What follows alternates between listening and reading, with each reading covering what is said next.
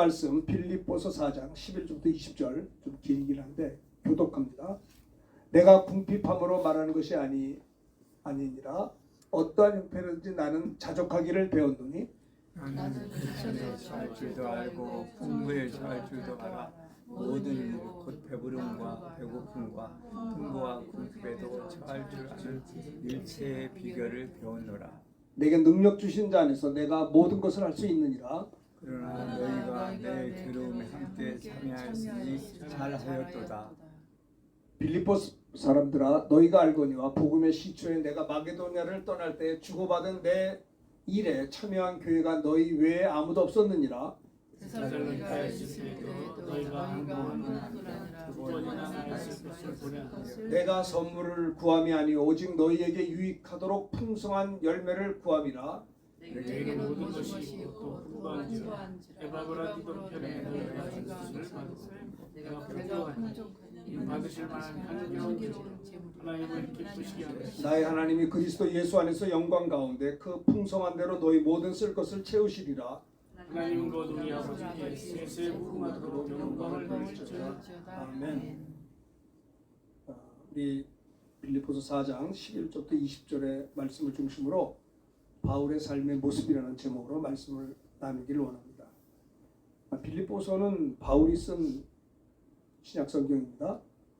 바울이 어디 썼어요? 빌립보 감옥에서 이 빌립보서를 기록했습니다. 옥중에 불편한 환경 속에서 힘들고 어려운 상황에서 빌립보서를 썼습니다. 옥중서실이죠. 사도 바울의 삶은 참 제가 볼 때는 괜찮은 사람이에요. 물론 예수님을 닮아야 되겠지만 예수님을 가장 많이 닮은 사람이 사도 바울이 아닌가 할 정도로. 왜냐하면 여러분 보세요. 구약 성경이 39권, 신약이 27권인데 신약의 27 가운데 13권을 기록했어요. 와, 대단하죠. 그런 구약 학자였습니다.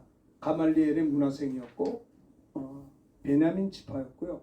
바리새인 중에 바리새인이었고 사도 바울이 예수 믿기 전에 사울이었을 때는 대단한 유대교 신자였어요. 하나님을 향한 열심이 대단했습니다. 근데 그것을 하나님께서 방향을 바꿔줬죠. 그래서 다메섹에서 부활의 주님을 만난 다음에 이 사울이 충격을 받은 거예요. 그동안 예수 믿는 사람들을 그렇게 핍박했고 파렴치하게 생각을 했는데 이 사울이 말이죠. 부활의 주님이 나타나셨을 때 와, 저분이 구약에 예언된 메시아 그리스도구나라는 것을 확인한 다음에 너무 큰 충격을 받아서 3일간 동안 식음을 전폐하고 얼마나 쇼크를 받았는지 눈이 멀어버렸어요. 잠도 자지 않고 먹지도 않고 3일간을 사울이 기도했던 겁니다. 전환점이 있었다. 하나님이 만들어준 거예요. 사울이 하나님을 찾은 게 아니고 주님이 사울을 찾아주셨습니다. 내가 주님을 택한 것이 아니고 주님이 우리를 택하셨다라고 요한복음 15장 16절에 말씀한 것처럼 부활의 주님이 사울을 찾아가 주셨어요. 사울아 사울아 왜 내가 나를 핍박하느냐? 누구십니까? 내가 박해하는 예수라. 거기서 주님을 만난 다음에 그는 정말 3일간을 식음을 전폐하고 회개하며 기도했습니다. 3일쯤 되었을 때 주님께서 아나니아에게 나타나셔서 아나니아야 형제 사울에게 가서 기도를 좀 해줘라. 그랬더니 아나니아가 주여 이게 무슨 말씀입니까? 저 사울이라는 사람이 얼마나 예수 믿는 사람을 박해하고 그런 자인데 내가 왜 그 사람에 가서 기도해야 됩니까? 하니까 주님께서 아나니아에게 하신 말씀이 그런 소리 하지 마라. 저 사울은 이방인들을 구원하려고 택한 나의 그릇이라고 했어요. 와, 그 말씀에 또 아나니아가 순종해서 3일 동안 금식하며 회개하며 기도하고 있는 사울에게 찾아가서 형제 사울아 3일 전에 나타났던 주님이 나를 너에게 보내어 이 시간에 너에게 성령으로 충만하게 하신다 하라 하면서 기도할 때 이 사울이 성령의 충만함을 받았어요. 그리고 눈에 비늘 같은 것이 벗어지고 밥을 먹고 힘을 냈습니다. 그리고 난 다음에 3일 전까지만 해도 예수 안 믿었던 사울이 예수 믿은 다음에 성령까지 충만히 받은 다음에 뭐라 했어요? 그 다메섹부터 복음을 전했어요. 놀랬죠 사람들이. 아니 저 왜 이렇게 메시지가 달라졌나? 아무나 전도하는 게 아닙니다. 성령이 임하면 내 증인이 되는 거예요. 예수 믿은 지는 3일밖에 안 됐지만 아나니아에게 안수기도를 통해서 성령의 충만함을 받아서 예수의 증인이 된 겁니다. 그래서 어쨌든 바울이 됐지 않습니까? 사도 바울. 사도라는 말은 아포스톨로스, 보내심을 받은 것입니다. 보내심. 선교도 자기가 하는 것 같아도요, 보내심을 받은 거예요. 사도 바울이 성령 충만 받아서 땅끝까지 복음을 증거하려고 아시아를 가려고 했으나 어땠어요? 예수의 영이 사도 바울이 아시아에 가는 것을 허락하지 아니하고 그때 어디 가야 되나 할 때 하나님께서 그에게 환상 중에 마게도니아 사람을 보여주셨어요. 마게도니아 사람이 나타나서 우리를 도와주시오라는 소리를 듣고 그는 유럽을 향해서 가게 된 겁니다. 그래서 빌립보가 유럽의 관문이거든요. 글로 가서 복음을 전해서 그래서 이제 사도 바울의 꿈은 뭐냐면 세계 선교를 해야 되겠네. 땅 끝까지 복음을 전해야 되겠는데 그 당시에 오늘날 미국이 굉장히 강국입니다. 여러분 미국이 대단한 나라예요. 예를 들어 볼까요? 국방비가 예를 들어서 1,000만 원이라고 합시다. 예를 든 겁니다. 1,000만 원. 세계 국방비가 1,000만 원. 그러면 미국을 제외한 184개 나라의 국방비를 합하면 500만 원이고요. 미국도 500만 원이에요. 1대1. 미국이 좀 높았다가 약간 이렇게 비슷해졌어요.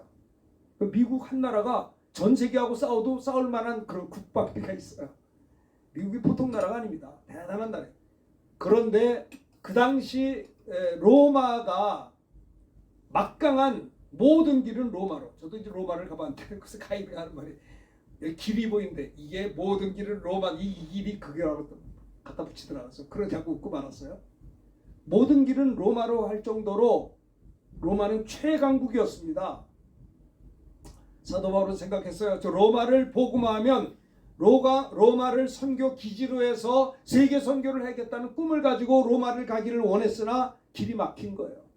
할 수 있는 대로 내가 너희를 가기를 원하노라. 나는 헬라이나 야만이나 지혜 있는 자나 어리석은 자에게 다 내가 빚진 자라. 그러므로 할 수 있는 대로 너에게 가서도 복음 전하기를 원한다고 했는데도 자꾸 길이 막히니까는 그가 편지를 쓴 게 로마서예요. 로마에 있는 성도들에게 나는 복음을 부끄러워하지 않습니다. 이 복음은 모든 믿는 자에게 구원을 주신 하나님의 능력이 되기 때문입니다.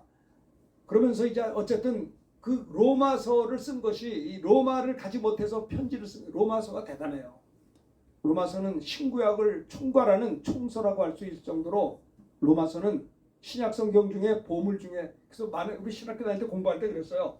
신약 27권이 보석이라고 한다면 로마서는 다이아몬드 좋아하잖아요 여자한테. 다이아몬드 그렇게 로마서가 대단한 겁니다. 루터가 종교개혁을 일으킬 때에도 힘들죠.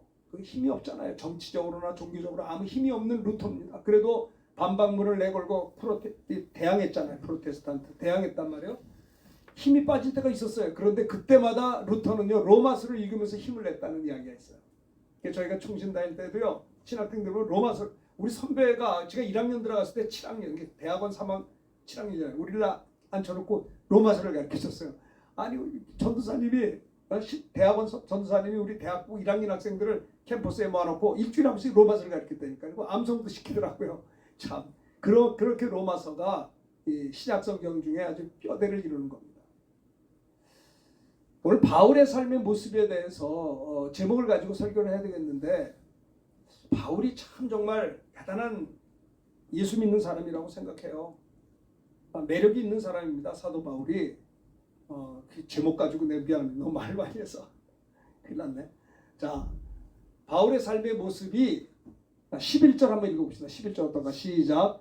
내가 궁핍함으로 말하는 것이 아니니라 어떠한 형편에도 나는 자족하기를 배웠다. 어떠세요? 여러분 자족하세요? 난 자족이 안 되더라고요. 속상할 때가 너무 많아. 나 이 설교 준비하면서도 마음에 찔리는 게 많아요. 모든 일에 바울의 삶의 첫 번째 모습이 자족한다고 그랬거든요. 자족이 뭐 자기가 만족한다는 거거든요. 만족이 돼요. 이렇게 오셔서 사는 게. 나는 자족이 잘 안 되더라고요. 속상하게. 모든 상황에 만족하고 감사하는 모습이거든요. 히딩크가 옛날에 우리나라 와가지고 4강에 이렇게 올려놨잖아요. 참 대단한 사람입니다. 우리나라 사람들은 이제 선후배가 있어서 이 축구할 때도 선배가 골을 넣어야지 후배가 못한단 말이에요. 이 축구 선수들이 이렇게 모이면 후배들이 선배 눈치 보는 거예요. 그래서 간에 기본적이죠. 예의가 있으니까 히딩크가 딱 보고 그걸 간파해서 이제부터 이름 불러라. 이름. 선후배가 어딨냐 축구하는데 골만 있는 애가 최고다. 막 이름을 부르다니까 이름을 부르니까는 뭐 너는 너고 나는 나. 축구할 때는 실력 있는 사람이 이기는 거예요. 그래가지고 히딩크가 어쨌든 간에 우리를 4강까지 이끌어서 그 당시 캐시로 53억인가 2억을 가져왔어요. 히딩크가 물론 대한민국 좋아해서도 했지만은 자기가 연봉이 꽤 대단하잖아요. 그 옛날 20여 년 전에 지금도 52억이면 큰 돈인데 그때는 엄청 큰 돈이었어요. 그때 그는 늘 말하기를 나는 배고프다 목마르다 그 소리를 많이 했어요. 만족하지 8강 올라가서 나는 만족하지 못해. 계속 그냥 욕심을 냈잖아요. 그것이 맥시멈으로. 어떻게 보면 우리가 바울의 삶의 모습은 내가 궁핍함으로 말하는 것이 아니라 나는 어떤 형편에 있든지 나는 자족하기를 배웠다고 했습니다.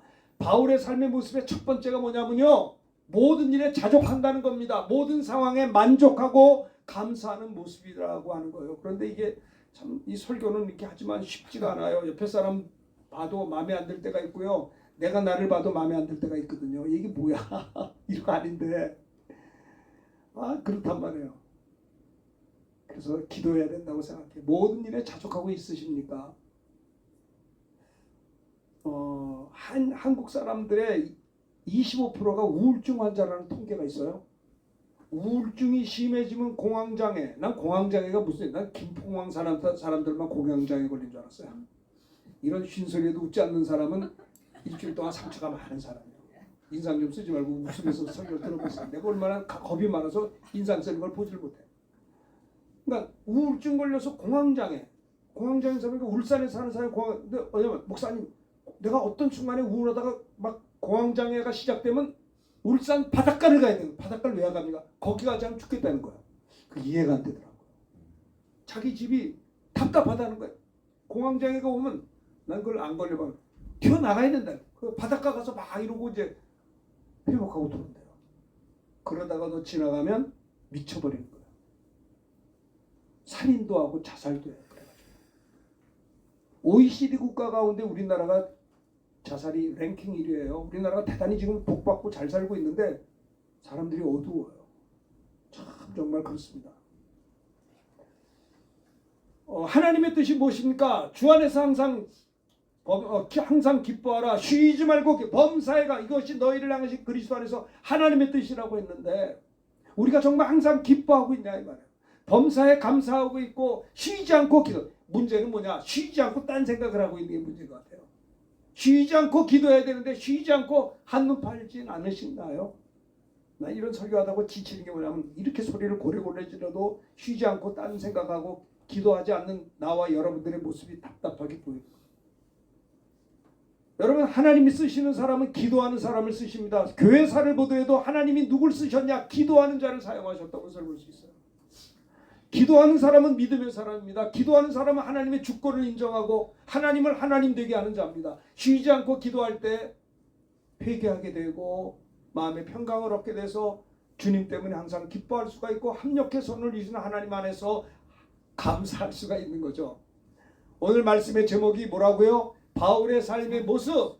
그럼 뭐 예수님 닮아야죠. 근데 예수님을 제일 많이 닮은 사람이 바울이 아닌가 싶어서 이렇게 바울을 높이는 게 아니라 바울의 삶의 모습이 이러니 우리도 좀 배우자는 것을 이야기하는 거예요. 성경 말씀에 나와 있잖아요. 저는 제가요 좋은 사람을 만났어요. 제가 전도사 때 목사님을 너무 잘 만났어요. 우리 담임 목사님 설교하는 거를 저는요 2년 동안 노트 필기를 매일 했어요. 왜? 이 말씀 그 노트 필기 집에 와서 또 공부하고. 제가 2년 동안 그 교회 목사님 밑에서 전도사를 하면서 얼마나 신앙이 성장했는지 말씀을 진짜 열심히 들었어요. 목사님이 한 주간 부흥회하면 다 하루 3번씩 설교 다 노트하고 그랬어요. 보면은 미대를 다닌 사람들 보면 다 습작을 해. 습작. 자기가 처음부터 작품을 만드는 게 아니라 남의 그림을 이렇게 모방하는 겁니다. 모방하다가 자기께 나오는 거거든요. 우리가 바울도 예수님을 닮아가려고 하다 바울이 나왔고 오늘 우리들은 사도 바울을 닮으려고 하다가 주님을 닮을 수가 있는 거예요. 바울이 그랬잖아. 나의 어리석음을 좀 용납하라. 내가 주님을 본받은 것처럼 너 나 본받을래? 그랬죠. 저 바울이 대단하죠. 내가 주님을 본받은 것처럼 당신들은 나를 본받아야 돼 라고 하는 담대함이 그에게 있었어요. 바울의 삶의 모습에서 바울의 매력이 뭔가 자족함이 없어서 자족을 배운다 그랬어요. 나는 자족하는 걸 배웠노라. 배워야죠. 배우면 할 수 있는 거 아니겠습니까? 우리가 태어날 때 아담의 자손으로 태어났는데 어떻게 우리가 살 수 있겠습니까? 죄인으로 태어나는 우리들이 옛성품이 얼마나 많은데, 사도 바울은 그 신앙의 첫 번째 모습이 어떠한 형편에서든지 나는 자족하기를 배웠다라는 것을 이야기하고 있는 것이죠. 정말 사도 바울이 빌립보 감옥에 갇혔습니다. 왜 그랬어요? 귀신을 쫓아내고 그 병 고치고 하다가 붙들려서 얻어 터지고, 특별히 그 누굽니까? 그 점치는 귀신 들린 여자 속에 있는 귀신을 쫓아줌으로 말미암아 귀한 일을 했는데, 근데 그 점치는 여자를 또 돈을 받으면 그걸 알려먹는 사람이 있었던 것 같아요. 아이고 세상에. 그러니까 그 사람이 주인이란, 이 귀신 들린 여자는 종이었어. 남에게 돈을 벌어다 갖다 바치는 종이요. 근데 귀신을 쫓으니까 점이 안 돼. 그냥 두들겨 맞는 거예요. 바울이 붙잡혀서. 그리고 멱살을 잡히고 옷을 찢겼다는 건 참 수치스러운 일이죠. 감옥에 들어간 거예요. 어디에? 빌립보 감옥. 그런데 사도 바울은 그의 모습이 어떠냐면, 바울을 걱정하는 성도들 향해 편지를 쓰기를 항상 기뻐하라. 내가 다시 말하노니 기뻐하라. 여러분들의 관대한 용서를 모든 이들에게 알게 하라. 주님이 가까우시니라. 너희들은 아무것도 염려하지 말고 오직 모든 일에 기도와 간구로 우리의 구할 것을 감사함으로 하나님께 아뢰라. 그리하면 모든 지각에 뛰어나신 하나님의 평강이 그리스도 예수 안에서 너의 마음과 생각을 지키신다고 빌립보 4장 4절부터 7절에 말씀했거든요. 주 안에서 항상 기뻐하라는 거예요. 저는 아침에 일어날 때 막 기쁨이 안 생겨 일부러 막 기뻐하려고 몸부림을 쳐요. 기뻐하고 기뻐하라 하늘에 받을 상. 내가 이제 평신도 때 성가 때 테너를 했습니다. 실력이 좋았어요. 지금은 다 이제 망가졌는데 목소리가. 일부러 찬송하는 거야. 기뻐하고. 잠도 하지 않겠는데, 하나님이 우리를 창조하신 목적 중에 하나가 내가 이 백성을 나를 위하여 지었나니 나를 찬송하게 하려 함이라. 근데 어떤 때는요, 찬송을 한 번도 안 부르고 하루를 끝날 때도 있잖아. 예배 시간만 부르고. 사도 바울의 삶의 모습은 모든 일에 자족하고 감사하고 기뻐하고 모든 상황에 만족하며 감사하는 모습이 그를 바울되게 했던 것입니다. 나는 그래요. 내 주변에도 목사님들이 많이 계신데, 어떤 목사님을 내가 좋아하냐면 늘 얼굴이 기쁘고 감사하고 자족하는 목사님들 보면요, 풍성해요. 배울 게 있어요. 그런 분들을 만나면 마음이 기뻐요. 똑같은 목사님이라도 어떤 분은 막 예민하고 날카롭고 아니에요. 이거는 사도 바울의 삶의 모습의 첫 번째는 모든 일에 자족한다는 것. 옥중에서 고통 속에서도 빌립보서를 기록했던 것입니다. 이것은 창세기에도 보면 요셉도 그래서 요셉도 팔려가서 종살이하고 또 옥살이도 하는 가운데서 끝까지 요셉은 하나님을 겸손하게 섬기고 범죄하지 않고 하나님 앞에서 하나님이 주신 꿈이 이루어질 것을 믿고 자족하는 삶을 살 때 여호와께서 요셉과 함께 하심이라. 여호와께서 그를 범사에 그래서 형통하게 하셨다는 겁니다. 항상 어떤 상황에서든지 모든 상황에 낙심하지 않고 원망하지 않고 만족하며 감사하는 요셉을 하나님께서는 형통하게 하시고 승리하게 하신 것이죠. 고난의 대명사인 욥은 더하죠. 욥은 10명의 자녀들이 한순간에 다 태풍이 불어서 집에서 깔려 죽었습니다. 모든 재산들 도적들이 다 가져갔습니다. 기가 막힌 물질을 다 빼앗겼죠. 그 부자가 자식 10명이 한꺼번에 죽었죠. 몸에 악창이 났죠. 난리가 났어요. 그래도 엽기에 보면 주시니도 여호와시요 가동하시니도 여호와시니 여호와 이름이 찬송을 받으실지니라.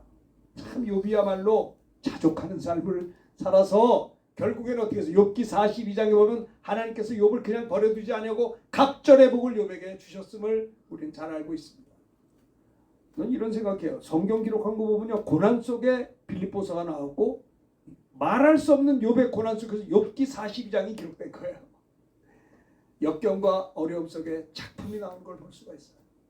바울의 삶의 모습이 뭐라고요? 모든 일에 자족한다. 따라합시다. 모든 일에 자족합시다. 모든 상황에 만족하며 감사하는 모습을 갖자는 것입니다. 다윗도 형용할 수 없는 그 고난 속에서 시편 23편을 기록했다고 그래요. 여호와는 나의 목자시니 내가 성악가들이 막 멋있게 부르는 걸 보고 여호와는 나의 목자시니 참 좋은데 그 고백할 때 다윗은 말할 수 없는 고난 속에서 하나님이 나의 목자시니 나는 부족한 내가 사망의 음침하고 내가 두려워 이 고난 속에서도 끝까지 하나님만을 바라보며 자족했던 다윗을 볼 수가 있는 것이죠. 사도 바울의 삶의 모습의 첫 번째는 뭐라고요? 모든 상황에 만족하며 감사한다. 우리가 모든 상황에 만족해야 돼요. 어렵죠. 어려운 게 많아요. 어려워도 저는 그렇게 생각해요. 어려운 일이 생길 때 하나님을 사람이 감당할 시험밖에는 너에게 다한 것이 없나니 하나님은 미쁘사 감당치 못할 시험과 허락자의 시험당을 피할 길에 이 말씀이 얼마나 힘이 되는지 몰라요. 자, 답답하고 힘들고 상황이 호전되지 않고 막 넘어지고 그럴 때 감당치 못할 시험당함을 허락지 아니하시는 하나님을 바라봅니다. 피할 길도 주시고 능히 감당케 하시는 미쁘신 하나님 감사합니다. 이렇게 나가면 승리할 수 있어요. 전후좌우가 막혔을 때에도 낙심할 이유가 없는 것은 로마서 8장 있잖아요. 하나님을 사랑하는 우리들, 하나님의 뜻대로 부르심을 우리 모두에게는 모든 것이 합력하여 선을 이룬 것을 그분이 말씀해서 내가 한 게 아니고 그분이 약속하신 것이 붙잡을 때 승리할 수가 있는 거예요. 사도 바울의 삶의 모습의 첫 번째는 뭐냐? 모든 상황에 낙심하지 말고 만족하며 감사하는 모습을 이야기하고 있는 것입니다. 그렇죠. 하나님의 뜻입니다. 그게 하나님의 뜻이 뭐래요? 여러분들이 항상 기뻐하는 겁니다. 범사에 감사하는 것이고요. 쉬지 않고 기도하는 것이에요. 이게 하나님의 뜻입니다. 하나님의 뜻대로 살아야 될 것입니다.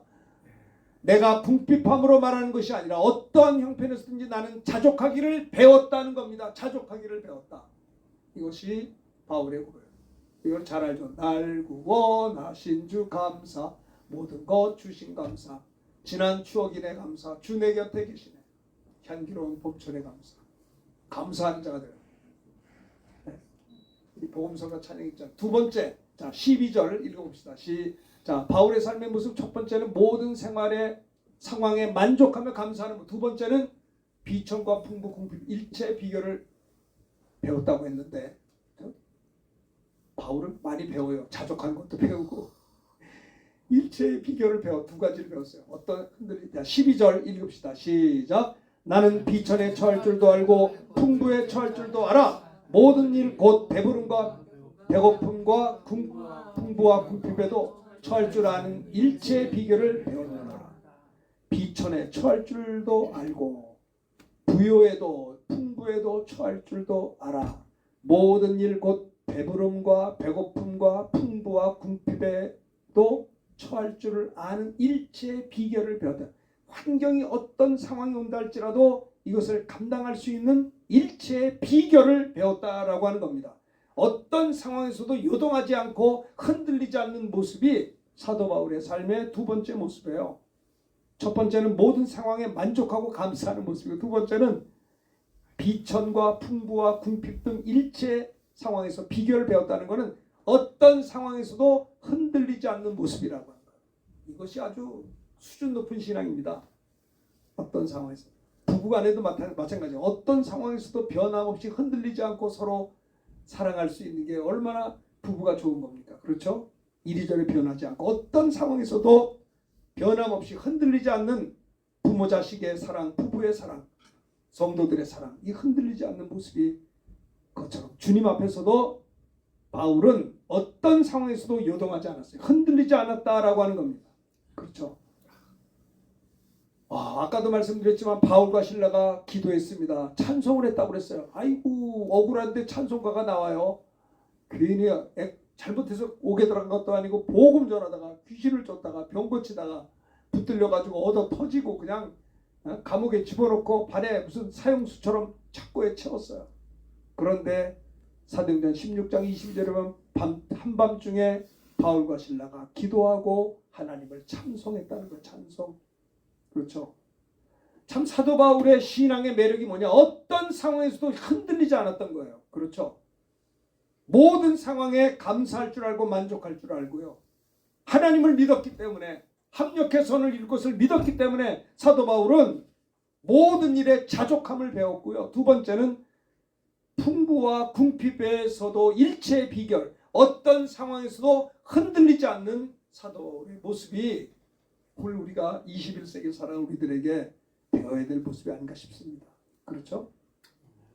다니엘도 참 대단한 사람이에요. 다니엘은 똑똑했습니다. 총리 노릇을 했, 총리가 많았던 모양인데 다니엘이 너무나 총명하니까 시기 질투를 받았어요. 참 사람은 누가 좀 잘하면 박수 좀 쳐주면 안 됩니까? 꼭 시기 질투예요. 왕의 총애를 받으니까 저 다니엘이 아주 밉상을 보인 거예요. 참 사람들이 의인이 아니고 아담의 자손이기 때문에 그런 것 같아요. 누가 좀 잘하면 박수 쳐주면 얼마나 좋아요. 같이 이렇게 하면 되는데, 그래서 어떻게 저 다니엘을 좀 코너에 몰수가 해다가 가만 보니까 다니엘이 기도하는 사람이거든요. 자기가 믿는 하나님에게 기도하는 걸 보고 총리들이 모여가지고 조서의 왕의 도장을 찍게 했어요. 30일 동안 왕 이외에 어떤 누구도 다른 것에 구하면 사자굴에 집어던져 죽여버립시다. 왕이 또 정신이 없어 그걸 도장을 찍었네. 도장을 찍으면 자기도 그걸 못 해결을 할 수 없어요. 그런데 이 다니엘이 이 조서의 왕의 도장이 찍힌 것을 알고도 자기 집에 돌아가서는 어땠어요? 흔들리지 않았잖아요.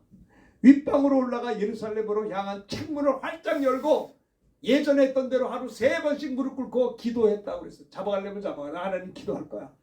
그리고 그런 상황을 주신 하나님께 어떻게 감사했다는, 두려워하지 않았습니다. 감사했다는 거예요. 와, 참 대단하죠. 이것이 이 다니엘의 신앙이 어떤 상황에서도 흔들리지 않는 모습이 바울의 모습이 아닌가. 바울이 참 말이죠. 내가 바울을 전하려고 설교하는 건 아니지만 바울은 정말 생각할수록 참 신앙에 좋은 선배요, 모델이라고 저는 생각해요. 담의 세계에서 성령 받고 회개한 다음에 로마 감옥에서 순교하는 그날까지 바울은 일직선의 삶을 한눈 팔지 않았어요. 그는요, 달려갈 길을 끝까지 달려가고, 그리고 주님 나라 갔잖아요. 오늘날 많은 사람들이 하나님 앞에 헌신을 때문에 가다가 삐딱선 타고 왜 넘어지냔 말이에요. 억울하지 않아요? 조금 있으면 테이프를 끊고 이제 꼬리 들어가는데, 아니 여기서 왜 넘어지려고 그래요? 끝까지 가야지.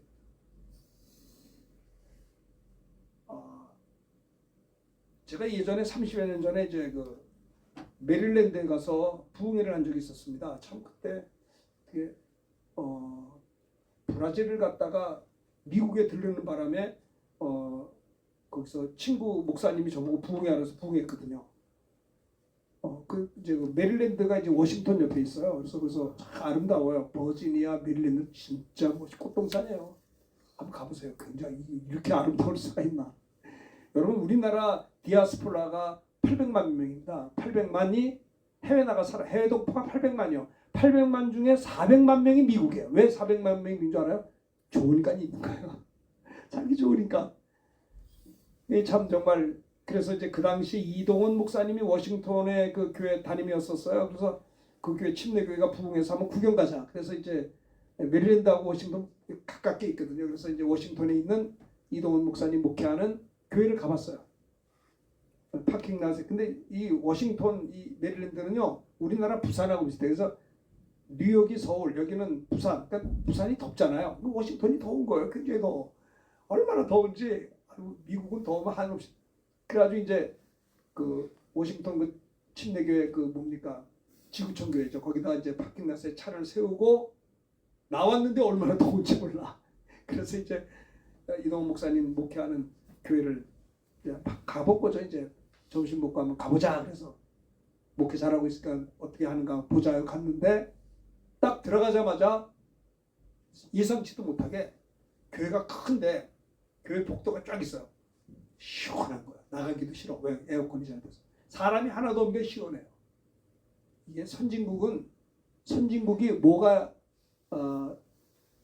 표준이냐면 온도가 일정하다는 거예요. 제가 미얀마도 있어봤거든요. 미얀마 21년 전에 2003년에 미얀마 인교 다니면서 때 세상에 12시간에 매일 12시간 한씩 불이 나가요. 아주 정기적으로 나가죠. 정확하게 나가요. 12시간 되부터 불이 들어와 막 박수 좋아가지고 시원해서.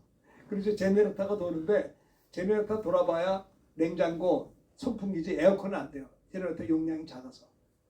그냥 난 처음에 미얀마 와서 너무 놀란 게 아니 이게 전기가 나갔는데 제네레이터 도는데 에어컨이 40도인데 에어컨이 없어요. 이거 어떻게 해요?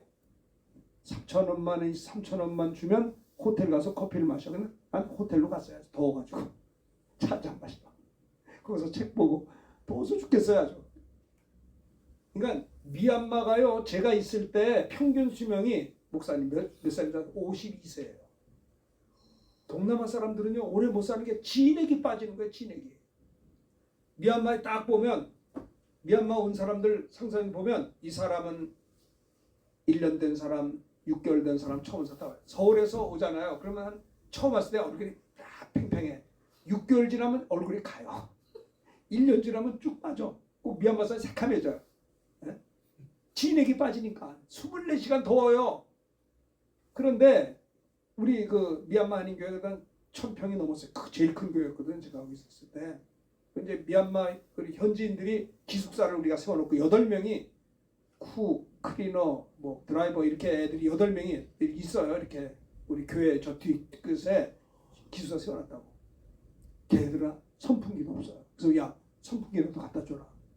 선풍기 갖다 주니까 너 선풍기를 틀어본 적이 없는 거야 이 사람들은. 선풍기가 머리 여자애들이 말리고 난리가 났어요. 우리는 선풍기도 더 더운 바람이 들어서 선풍기도 싫은데 그렇게 힘들게 살아요. 그러니까 선진국과 후진국의 차이점이 뭐냐 온도예요. 온도. 미국은 아무리 더워도 실내에만 들어가면 시원한 거예요. 우리나라도 추울 때 스팀이 들어오는데 빌딩에 화장실은 스팀이 없어서 깨지더라고요. 옛날에 그랬어요. 이해를 못 하시네요. 옛날에는 우리나라도 빌딩에 화장실에는 스팀이 안 들어왔어. 지금은 들어오죠. 그 선진국이에요. 온도가 일정한 게 수준 높은 선진국입니다. 껍데기가 좋은 게 아니라 신앙도 누가 수준 높은 신앙인이냐? 어떤 상황에서든지 꾸준히 전천후적으로 하나님을 섬길 줄 아는 자가 신앙이 좋은 자다 이 말입니다. 요동치 마세요. 요동치 마세요. 바울의 삶이 그랬습니다. 어떤 상황에서도 흔들리지 않는 모습. 비천에도 처할 줄 알고 풍부에도 처할 줄 알아. 모든 일 배부름과 배고픔과 풍부와 궁핍에도 처할 줄 아는 일체의 비결을 배웠던 겁니다. 자족하기를 배웠을 뿐만 아니라 어떤 상황에서든지 감사하고 만족하는 것을 배웠고, 두 번째는 어떤 상황과 환경에서도 요동치 않는, 흔들리지 않는 모습이 사도 바울의 삶의 두 번째 모습이다라고 하는 겁니다. 좋은 선배예요. 이거 좋은 우리가 배워야 할 신앙의 선배 아니겠습니까? 저는 야고보서를 보다가 깨달았어요. 너희 중에 고난당하는 자가 있느냐? 그는 기도할 것이요. 즐거워하는 자가 있느냐? 그는 찬송할지니라. 그렇죠. 고난이 없는 사람이 어디 있습니까? 어떤 형태로든지 고난이 마치 어떤 분은 그래요. 목사님 이 기도 제목인데 이게 해결되길 원합니다. 내가 해결하면 좋죠. 근데 내가 속으로 그래요. 해결하면 다 되는 줄 아십니까? 그 문제 해결하면 또 다른 문제가 또 올 거래요. 여러분 바닷가에 가면 파도가 계속 쳐요. 또 치고 또 쳐. 고난이 왔다가 해결되면 또 다른 고난이 오고 주님 오신 날까지 이게 하늘나라가 없는 거예요. 이 땅에는 고난이 없을 수가 없는 거예요. 마귀가 우는 사자같이 두루다니며 삼킬자를 참기 때문에 우리가 깨어서 기도하지 않으면 시험 들 수 있기 때문에 고난이 왜 없겠어요? 하나님이 주는 고난도 있고요. 마귀가 주는 고난도 있어요. 그러나 야고보 사도는 말합니다. 너희 중에 고난당하자 있냐? 고난당할 때 기도하라. 기도. 또 즐거워하는 자가 있느냐? 찬송하라. 왜냐하면 즐거워할 때, 성공할 때 넘어지거든요. 열왕기 상하를 보면 태평성대 후에 반드시 우상 숭배했던 것을 볼 수가 있습니다. 사람은요, 이만큼 믿으면 난 됐어, 성공했다 할 때가 제일 위기라는 거 아세요? 네? 그렇죠. 위기인 것입니다. 우리 앞에 고난과 형통이 반복적으로 오고 있지만 고난 당할 때 뭐예요? 기도해야 됩니다. 그리고 즐거워할 때 하나님께 영광 돌리고 즐거워할 때 막 자랑하고 싶지만 그러지 마시고 그때 하나님께 찬송해야 된다라고 하는 것을 말씀을 드립니다. 참 이것은 중요한 거예요. 이럴 때 어떤 상황에서든지 넘어지지 않고 흔들리지 않는 바울의 모습이 우리의 모습이 된다라고 하는 거죠. 바울의 삶의 모습에 대해서 생각해 보았습니다. 첫째는 뭐라고요? 어떠한 형편이든지 나는 자족하기를 배웠다. 모든 상황에 만족하며 왜?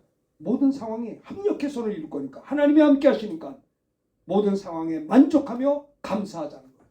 두 번째는 비천에 처할 풍부에 처할 줄도 알고 모든 일 배부름 배고픔 풍부 궁핍에도 처할 줄 일체의 비결을 어떤 상황에서도 흔들리지 않는 이것이 두 번째 모습이다라는 겁니다. 스데반 집사님도 그랬잖아요.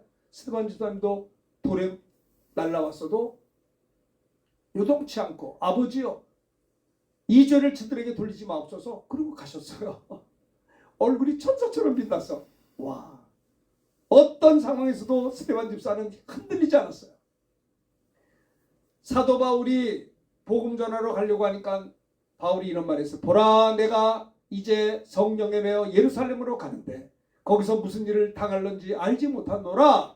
오직 성령이 각성에서 내게 증언하시기를 결박과 환난이 나를 기다린다고 성령이 하시지만 내가 달려갈 길과 주 예수께 받은 사명 곧 하나님의 은혜의 복음을 증거하는 일을 마치려면은 나의 생명조차 조금 더 귀한 것이 되지 않는다.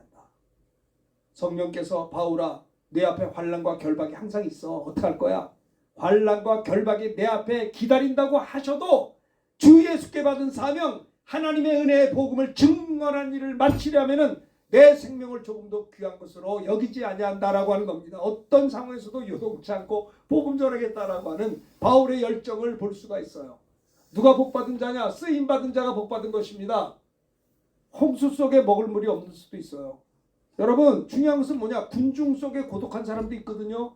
중요한 것은 누구냐? 하나님께 쓰임받고 있는 것이 중요한 겁니다. 밤에 주무실 때 내가 오늘 뭐 했지? 내가 오늘 하나님께서 나를 통해 뭐 하셨지? 쓰임받는 게 있어야 되지 않겠어요? 허송세월할 수 없잖아요. 시간 낭비할 수 없잖아요. 왜 한눈 팔아요? 왜? 영과 함과 육이 건강해야 된다고요. 이 건강해야 돼요. 어떤 목사님이 후배인데 저한테 그래요. 육사 나오신 분인데 중명제대에서 이웃에 계신 목사님이 저거 그래. 목사님 나는 헬스를 합니다. 육사 출신이니까 하겠지. 그게 아니고 1시간 병원 가는 것보다 1시간 헬스하는 게 좋습니다. 그래서 그 소리 듣고 내가 은혜를 받아가지고 저도 헬스한 지가 목사님 6개월 7개월 지났어요. 난 일생을 알통이 나온 적이 없는데 좀 달라졌어. 빚줄 수도 없고. 네? 그분이 그래요. 육신도 건강을 관리 잘해서 하나님께 이 아픔은요 일감이요 일꾼이 아니야. 내가 푸시업 하는데 이게 안 되더라고. 이거 하는데 달달달 떨리게. 장교 출신인데 아우 창피해. 한 10개를 달달 떨니까 어떤 트레이너 어떤 자매 여자들도 여자들이 아니 10개만 하니까 몇 개 10개면 되는 거 아니야? 50개는 해야죠. 어우 어떤 딸 같은 자매에서 알았수다. 그러고 한다면 내가 지금 50개 하는데 지금 50개 해요 지금요. 그 소리 듣고 놀란 표정을 좀 줘줘봐요. 50개가 쉬운 건 줄 알고 아이고 참 밥이나 잡수 때 누워만 있지. 은혜 받네. 그래서 내가 저 당을 쟀는데 맨날 95, 99 나오는데 어저께 쟀는데 89가 나왔어요. 놀란 표정을 줘. 89. 뭐하러 건강해요? 건강해야 쓰임 받을 거 아니에요. 병들어 죽었다고 지옥 가는 건 아니지만 여러분 영혼도 병들지 말고 인격도 육신도 건강해서 주를 위해서 일을 해야 될 것입니다. 자, 빨리 끝낼게요. 요한 웨슬레가 알잖아요. 미국 선교여행에서 실패하고 돌아오던 중에 큰 풍랑을 만났어요. 난리가 나서 풍랑 만난 거 여러분 아세요? 저도 옛날에 파타야에서 배 타고 가다가 물이 들어가지고 가다가 시동이 꺼졌어. 물이 막 들어와서 물을 퍼냈어요. 보니까 육지는 깜깜해. 너무 떨어져요. 파타야가 대단합니다. 우리가. 그래서 100불을 주면 섬까지 간다고 그래서 그걸 가자고 그래서 안 간다는 걸 억지로 이제 난 가기 싫은데 막 그래 물 들어왔잖아요. 그러니까 이 태국 사람이 이까지 가면 그냥 가도 된대. 가다가 이게 이제 물이 많이 들어와서 이게 푸고 우리 보고 또 위로 앉으래요. 여기 좀 가라앉으니까 뒤집어진다고 그래서 시동이 꺼지니까 뱅뱅 돌아. 이해가 안 되면 그런 거 한번 타보세요. 이해가 될 거라고. 내가 참 기가 막힌 게 미얀마 있을 때인데 윤원선 목사 미얀마 한인교회 담임하다가 배 타고 놀다가 죽었다. 이게 무슨 망신입니까? 죽어도 멋있게 죽어야지. 온 가족이 다 탔는데 태국 선교사가 살짝 가자는 바람에 이제 간 거예요. 여기까지 왔는데 섬에도 가요. 아니 파타야도 좋은데 파타야 근처 섬을 뭐하러 가는지 모르겠어요. 그래가지고요. 정말 1시간 동안 내가 너무 걱정이 돼서 계속 그렇게 기도를 했어요. 주님이 그러더라. 너는 위기 때만 기도하냐 평상시 기도 안 하고. 1시간 기도했다니까요. 그래가지고 이 배가 멀리 배들이 우리한테 오지도 않아. 그래가지고 이게 아주 어떻게 해가지고 둘러가지고 그 해변가까지 와서 여기까지 차는 데서 뛰어내 아주 거기까지 가지도 못해. 여기 내려가지고 이거 끌고 간 거야. 아이고 세상에. 요한 웨슬레가 배 타고 오다가 풍랑을 만나서 완전히 이제 무너져 죽어야 되는데 거기에서 웨슬레 선교사는 덜덜덜덜 떨고 있었는데 누굽니까? 모라비안 교도들 개신교가 찬송하면서 내 영혼 평안해.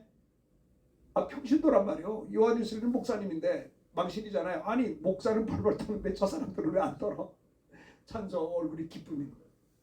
충격 속에서 요한 웨슬레 선생이 그 풍랑 속에서 모라비안 개신도 교도들의 그 뜨거운 하나님을 향한 믿음을 가지고 평안함 속에서 찬양하는 걸 보고 충격을 받아서 이제 구사일생으로 내려왔는데 자기 갈 길 안 가고 모라비안 교도들이 갈 때 쫓아간 거예요. 쫓아가서 그들의 집회에 가가지고 성령 충만 받아서 요한 웨슬레가 감리교를 받는 거예요. 얼마나 놀라요. 제가 영국 가가지고 요한 웨슬레 그 설교하는 데를 가봤어요. 대단하더라고요. 칼빈 선생과 요한 웨슬레 선생은 쌍벽을 이루는 분들, 대단한 분들입니다. 이걸 장로교와 감리교를 일으킨 분들 아닙니까? 참 정말 그 모라비아 교도들이 성령이 충만함으로 그 풍랑의 위기 속에서도 흔들리지 않고 하나님을 바라보며 흔들리지 않고 하나님께 찬양하는 그 모습이 오늘 바울의 모습인 거예요. 옥중에서도 언제 죽을지도 모르는데도 기도와 찬송으로 죄수들이 들었어요. 옥문이 열린 거 아니에요. 그래서 바울의 삶의 모습은 모든 상황에 만족하며 자족할 줄 알고 감사할 줄 알았고 어떤 상황에서도 흔들리지 않는 믿음의 모습이 그에게 있었다라고 하는 겁니다. 자, 마지막 세 번째로 하나만 더 얘기합시다. 13절 읽읍시다. 시작. 내게 능력 주시는 자 안에서 내가 모든 것을 할 수 있느니라.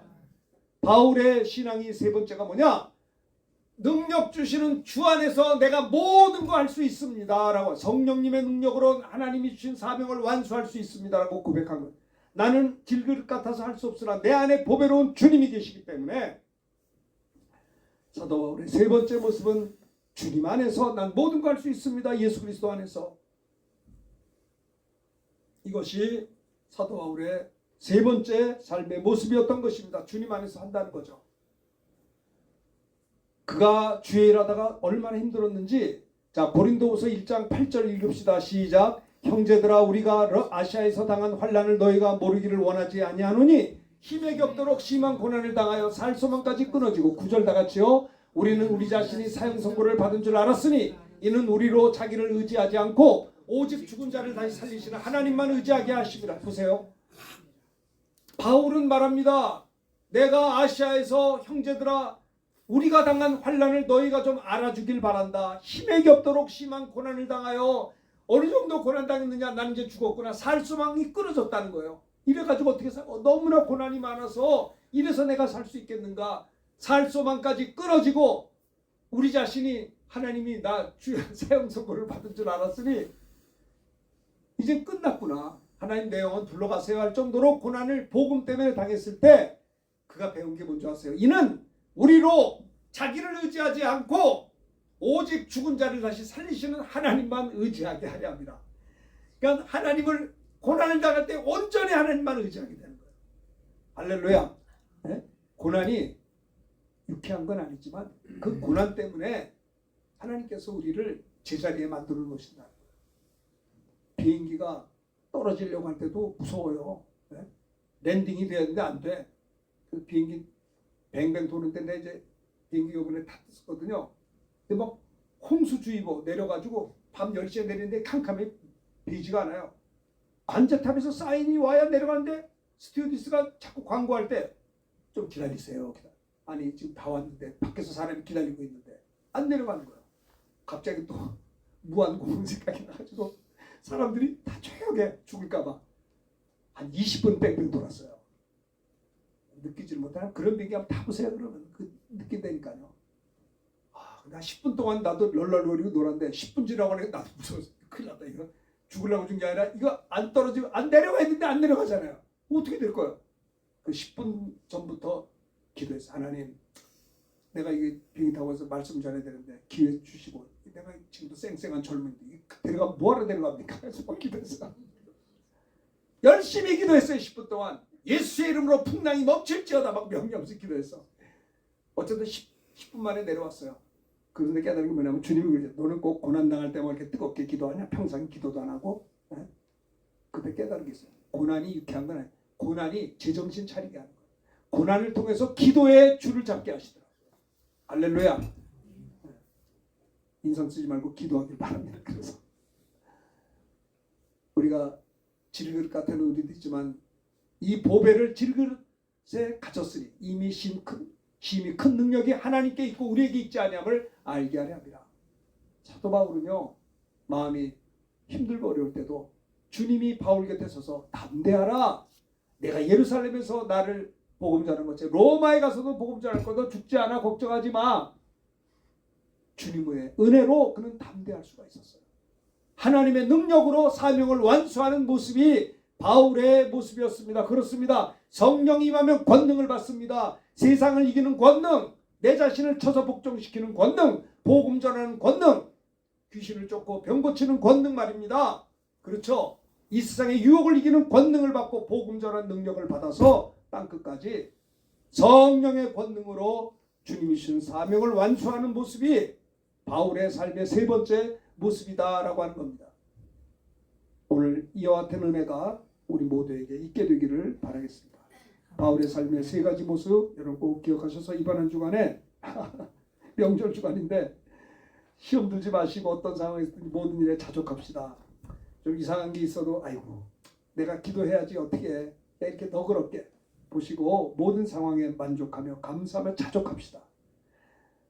가족들 친척들 중에 부족한 게 보이면 내가 기도 안 해서 저렇구나. 오히려 그들을 불쌍히 여기고 모든 상황에 자족하시고 어떤 상황에서든지 흔들리지 않는 그런 담대한 믿음 가지시고 하나님의 성령의 능력으로 주님이 우리에게 주신 사명을 완수하는 우리의 삶이 되시기를 주님의 이름으로 축원합니다.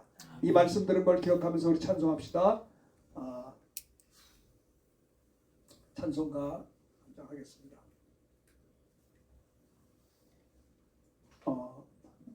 형제님 저기 자 우리 5154 한번 부릅시다. 5154 할 수 있어요? 5154 저기 뒤에서 저 보험성가 좀 이렇게 주세요.